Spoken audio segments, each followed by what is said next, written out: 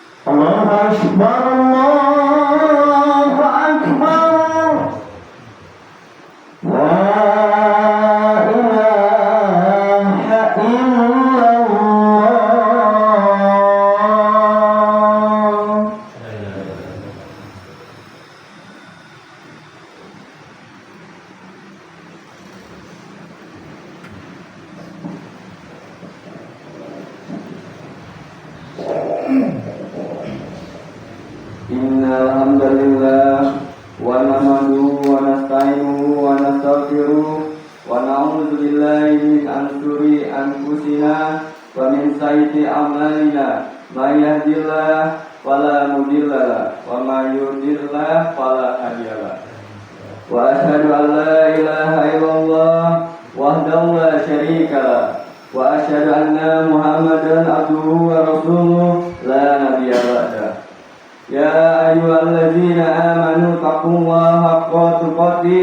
wa la tamutunna illa wa antum muslimun.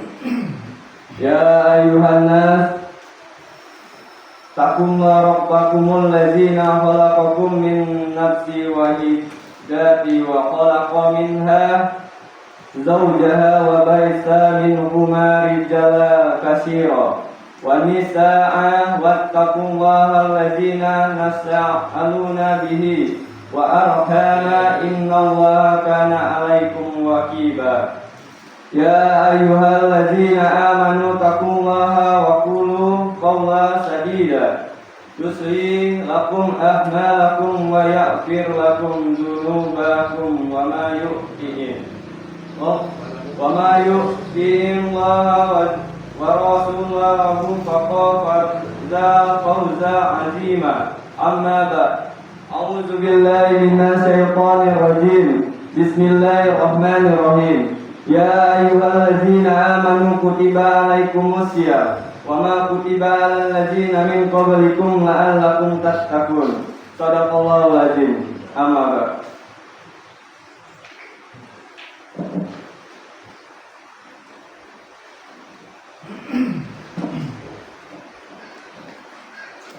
Hadirin sidang jamaah salat Jumat yang dimuliakan Allah Subhanahu wa taala. Puji dan syukur mari kita panjatkan kepada Allah Subhanahu wa taala yang telah memberikan kita nikmat iman, nikmat Islam dan nikmat ihsan, sehingga kita bisa hadir dalam salat Jumat kali ini. Serta salawat serta salam tak lupa kita panjatkan kepada baginda Nabi besar Muhammad sallallahu alaihi wasallam. Allahumma shalli ala sayyidina Muhammad wa ala ali Muhammad. Selaku Katib mengajak kepada semua jamaah, terkhususnya Katib sendiri, untuk selalu meningkatkan keimanan dan ketakwaan kita kepada Allah Subhanahu wa taala dan mempertahankannya sampai akhir hayat kita. Hadirin sidang Jumat yang dimuliakan Allah, kali ini Katib akan menyampaikan perihal mengenai khutbah Jumat menyambut malam datangnya nuzul Quran. Ramadan adalah bulan diturunkannya Al-Quran, sehingga Ramadan juga disebut bulan Al-Quran. Al-Quran diturunkan pertama kali di Gua Hiro oleh Malaikat Jibril kepada Nabi Muhammad SAW.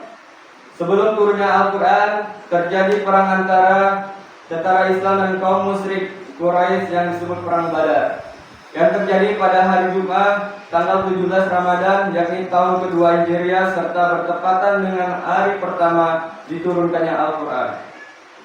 Pada hari itu disebut dengan hari Furqan.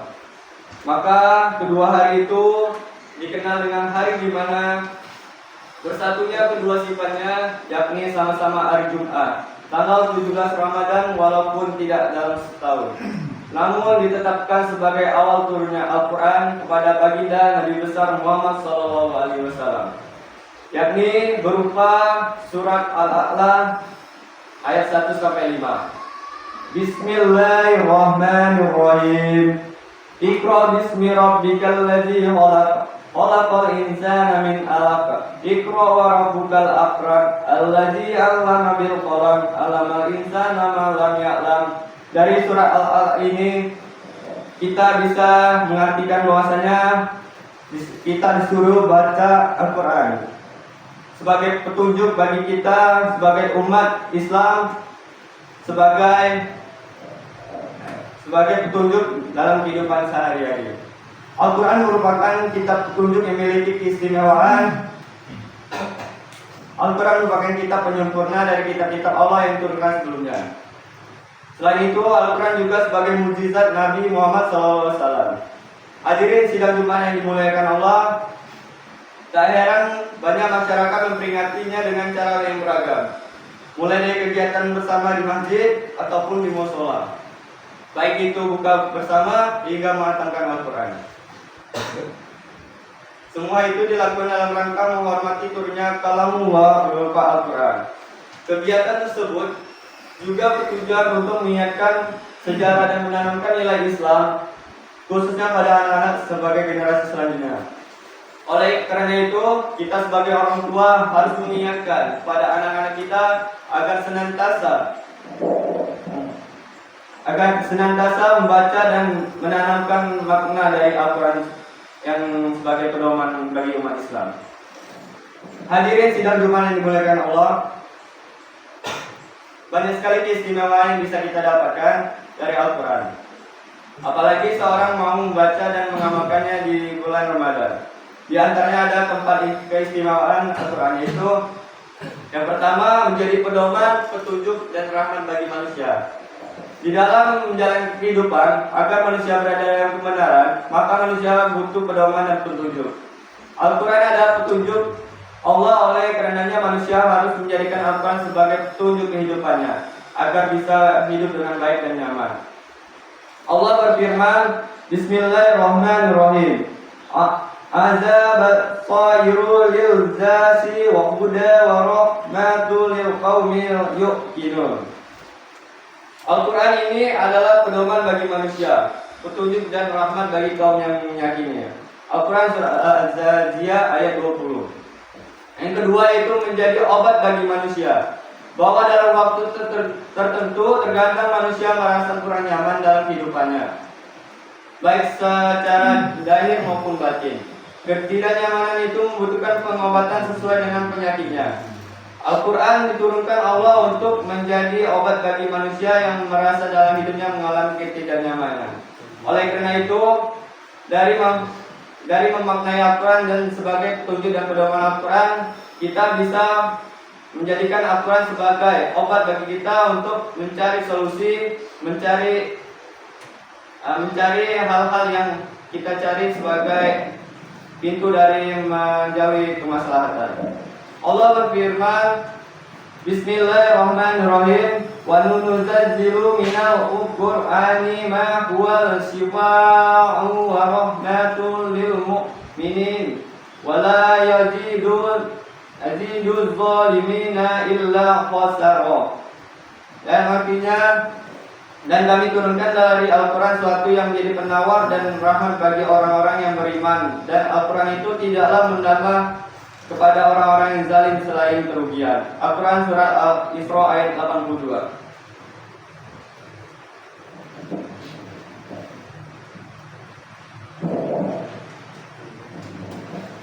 Yang ketiga, menjadi pemelihara dan mempertahankan martabat kemanusiaan.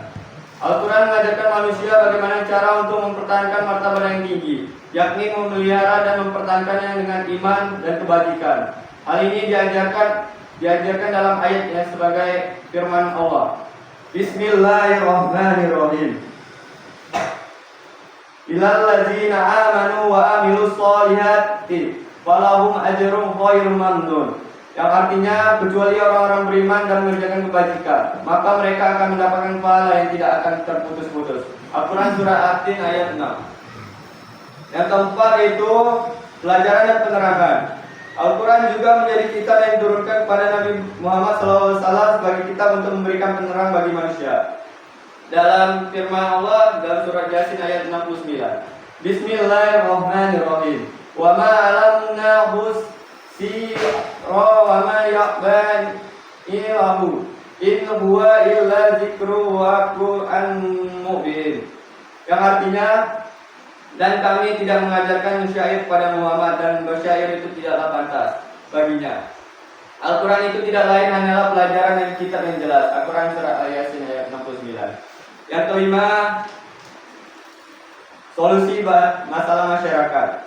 Al-Quran juga diturunkan sebagai pemutus hukum dan mengangkat perselisihan serta pembedaan antara yang hak dan batil.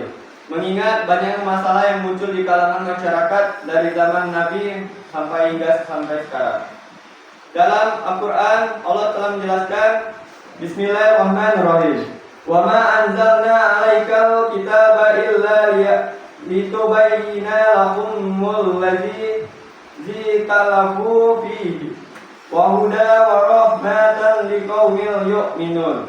Yang artinya, dan kami tidak menurunkan kitab Al-Quran ini kepada Muhammad melainkan agar engkau dapat menjelaskan kepada mereka apa yang engkau dapat menjelaskan mereka apa yang mereka perselisihkan, serta menjadikan petunjuk dan rahmat bagi orang-orang yang beriman. Surat An-Nahl ayat 64. Demikianlah khutbah yang singkat ini. Semoga kita selalu berada dan dekat dengan Al-Quran dan dekat dengan Allah Subhanahu wa taala dan menjadikan Al-Qur'an sebagai pedoman seumur hidup kita, sehingga Allah akan meridhokan dan menjadikan kita orang-orang yang mendapatkan keberkahan dari Al-Qur'an di dunia dan maupun di akhirat. Amin amin ya rabbal alamin.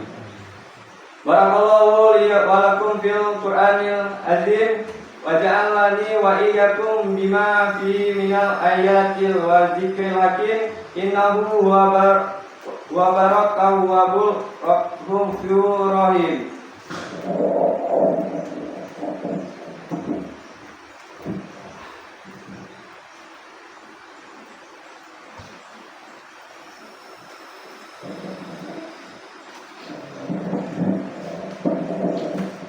Innal hamdalillah nahmaduhu wa nasta'inuhu wa nastaghfiruh wa na'udzu billahi min shururi anfusina wa min sayyiati a'malina. May yahdihillahu fala mudilla lahu wa may yudlil fala hadiya lahu.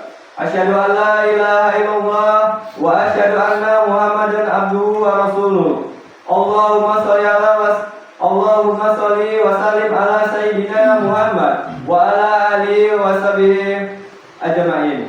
Amma ba faya ayuhan siruna rahimakumullah. Usikum wa iya bitaqullah wa ta'adihi la'allakum tuflihun. Wa lamu anna Allah subhanahu wa ta'ala sallallahu alaihi qadima wa amarna bizalika sada lana wa ta'lim. Nah, qala Allah ta'ala a'udzu billahi minal syaitonir rajim. Innallaha wa malaikatahu yusholluna 'alan nabi. Ya ayyuhallazina amanu shollu 'alaihi wa sallimu taslima. Allahumma sholli 'ala sayyidina Muhammad wa 'ala ali Muhammad kama shallaita 'ala sayyidina Ibrahim wa 'ala ali Ibrahim. Wa barik ala sayyidina Muhammad wa ala ali Muhammad kama barakta ala Ibrahim wa ala ali Ibrahim fil alamin innaka Hamidum Majid. Warda alahuma anil arba'ati khulafa'ir rasyidin Anbiya Bakri wa Umar wa Utsman wa Ali wa an baqiyati sadaq bis sahabati wal qarabati wat tabi'in wa tabi'ihi bi ihsani illa saumiddin wa alaina ma'alahu bi rahmatika ya arhamar rahimin. Amin amin ya rabbal alamin. Allahumma fir lil muslimin wal muslimat wal mu'minin wal mu'minat al-ahya'i wal-amwat innaka sami'un qaribun muhibun da'at ya qadi ya hajat wa ghafira dzunubi wal khati'at innaka ala kulli syai'in qadir. Ibadallah, innallaha ya'muru bil 'adli wal ihsani wa ta'izi kurban wa yawha in anifal syar wal munkar wal bar ya'idzukum la'allakum tazakkarun. Arun wa azima yaukum yarkurkum waskuruhum ala ni'amihi yarzikrullahu akbar. Atimi sholat.